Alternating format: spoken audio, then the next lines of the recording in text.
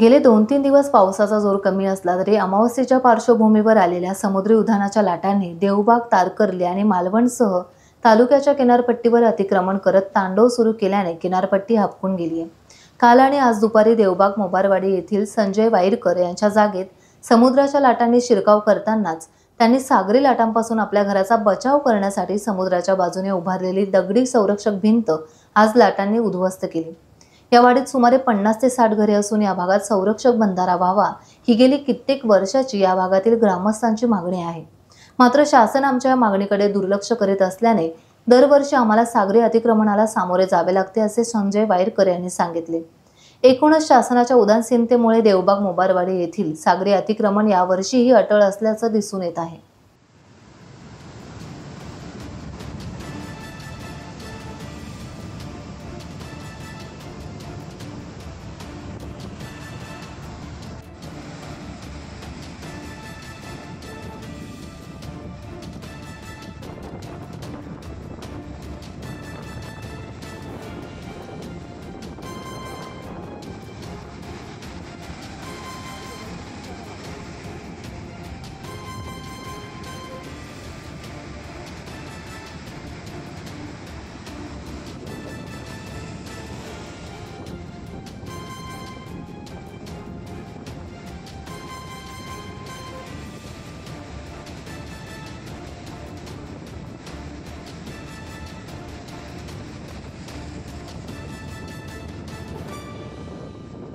Times डिजिटलला like करा, subscribe करा, share करा आणि बेल आयकॉन दाबायला विसरू नका।